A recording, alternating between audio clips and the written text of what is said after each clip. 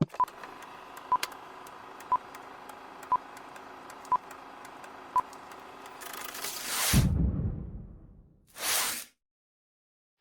un appel c'est la huitième dimanche de suite où ça se passe. On est déjà descendu à Avignon, j'avais vu pas mal de gens qui sont ici. On a fait Lyon, on a fait Annecy. Annecy, ça a été la première ville où on a réellement commencé comme on est de là-bas. Mobilisation générale, on se veut une réunion citoyenne, on veut créer du lien, on veut rencontrer des gens. Pas de sectarisme religieux, on n'amène pas ses couleurs politiques, on n'a pas d'argent dans ce circuit-là, on veut chercher à travailler en circuit court. Le but, c'est que chacun d'entre vous puisse s'impliquer chez lui. Je veux dire, traverser la France, dépenser des ronds, beaucoup bossé là-dessus, on l'a tous fait, plein de fois, et on se rend compte que c'est fatigant et que ça emmène beaucoup de choses.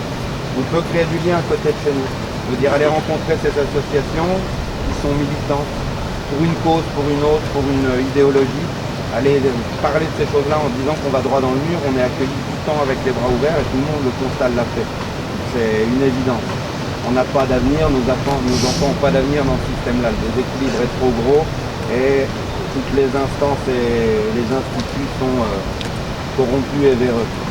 Leur dire stop d'une manière non violente, voilà le but de mobilisation générale. Mais pour ça, il faut que les gens se mettent à agir. Parler dans des coins de bistrot, c'est super bien. Chacun va parler de telle chose, de telle autre chose, de son cas, de ce qui l'aura lui sensibilisé. Mais au bout du compte, on fait que suivre l'actualité, il y a un moment, il faut commencer à la faire aussi. Alors la faire ne veut pas dire aller faire des manifestations. Si les manifestations marchaient, ça ferait longtemps que notre vie elle aurait changé. Je veux dire, à nous de synchroniser ça, à nous de mettre tous les citoyens ensemble et dire stop, simplement stop, on ne veut pas aller plus loin. Alors après ça se pose la question de la transition, puis se pose la question de l'après. Et puis est-ce que, oui, la peur fait partie de la stratégie qui divise aussi? C'est une évidence. Je pense que l'intelligence du peuple, elle est aussi de pouvoir être à plusieurs, d'avoir des gens qui sont spécialisés là-dedans, de faire des rencontres qui permettront d'aller vers une démocratie réelle. La démocratie réelle, le fait que le citoyen ait le droit de dire quelque chose, pourrait remettre cet équilibre-là en place. Perdre du temps sur les coins de bistrot à discuter, ça sert à rien. Traverser la France pour aller voir les gens, ça ne sert à rien. Il faut tous vous mettre au boulot, tous aller dans votre ville, aller rencontrer vos associations et leur dire voilà, au sein de Mobilisation Générale, on fait ça d'une manière concrète. On ne dit pas il faudrait que, on le fait. On le fait. Je dirais simplement que si on est en quête de délégitimer un pouvoir actuellement pour le remplacer et établir une démocratie réelle, ça couvre un spectre de tellement de chantiers différents à mettre en place qu'il va falloir être un petit peu ordonné et puis logique. Et il faut qu'on réponde du droit parce que typiquement il va falloir convaincre déjà des millions de Français de nous suivre. Or il faut une certaine légitimité et cette légitimité ne pourra être que d'ordre référendaire, ça sera un scrutin. La finalité de toute résistance, si on arrive à délégitimer les fripouilles qui sont au pouvoir et puis à proposer autre chose à la place, il faut qu'on ait pensé à ce qu'on prévoit, que ce soit sur les têtes pensantes. Donc clairement, alors certains appellent ça un Conseil national de transition, d'autres un gouvernement provisoire. Peu importe les noms qu'on donne, il faut l'établir et il faut qu'il ait une légitimité parmi nous. Il faut prévoir les travaux constituants qui correspondent à un texte auquel seront soumis ces gens-là, parce qu'on ne va pas redonner les clés du pays, enfin, si les Français veulent bien nous suivre, à un gouvernement avec l'actuelle constitution. En tout cas, il y a un nettoyage à faire minimum. Et il faut aussi prévoir qu'est-ce qu'on propose comme mandat impératif aux Français, c'est-à-dire un programme. Donc on n'arrive pas avec des idéaux qui sont extrêmement libéraux, atlantistes ou européistes pour la plupart d'entre nous, il faut être clair. Donc tous les Français n'ont pas accès au niveau d'information auquel nous sommes assujettis, puisqu'on va dire que c'est notre curiosité ou nos cheminements personnels qui nous ont amenés à être un peu plus éveillés, on va dire, mais ça ne veut pas forcément dire que les Français sont plus cons ou moins lucides ou qui n'ont pas envie d'être eux-mêmes aussi bien informés. C'est juste qu'il nous appartient de sortir non seulement nos propositions objectives et puis de les rendre visibles par nos actions, ça c'est notre travail, mais pour qu'on puisse aussi être crédible au niveau de millions de Français pour leur faire accepter un mandat impératif, en tout cas un ensemble d'assainissement. Je Je pense qu'il ne faudra pas qu'on aille trop loin non plus pour créer des divisions qui sont profondément politiques, mais juste au moins ce qui est le minimum d'assainissement. Il faudra qu'on puisse leur proposer quelque chose. Si on ne leur propose rien et qu'on leur dit juste on vire les fripouilles, on ne sera pas suivi par ce qu'ils nous diront et qu'est-ce que vous mettez à la place. Donc pour ne pas avoir un silence à ce genre de questions, il faut être capable de leur dire on sait très bien ce qu'on peut faire à la place. Quelle est la raison de votre présence au sein de cette assemblée citoyenne ? Donc personnellement, j'ai rencontré hier Sébastien Poirier qui organise Mobilisation Générale et donc c'est pour ça que je suis venue aujourd'hui pour voir un petit peu ce qui se passait. Alors moi je travaille je participe à un mouvement citoyen et je travaille dans la commission éducation, donc je m'intéresse aussi à la mobilisation générale et voilà. Vous me disiez militer contre la réforme des rythmes scolaires. Est-ce que vous pourriez nous en dire plus ? Tout à fait, oui. En fait, donc ça fait 3 ans, depuis 2013, qu'on se bat un petit peu contre le décret Payon, décret qui a mis en place la réforme des rythmes scolaires dans le primaire. Donc ça fait 3 ans que c'est réformé, 2 ans que ça s'applique.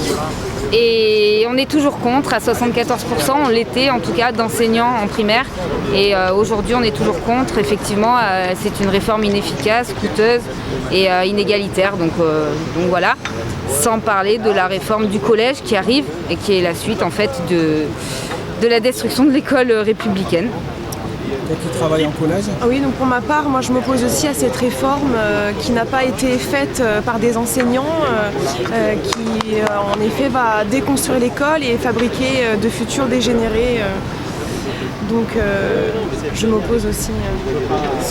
Tu m'as dit qu'il y avait un mouvement, un appel pour le 13 mars. Est-ce que tu pourrais nous en dire plus ?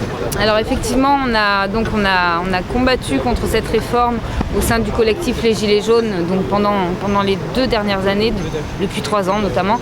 Et là, on a monté un collectif Condorcet national qui appelle, soutenu par le SNALC d'ailleurs, donc syndicat second degré, qui appelle à une mobilisation le 13 mars partout en France dans les académies.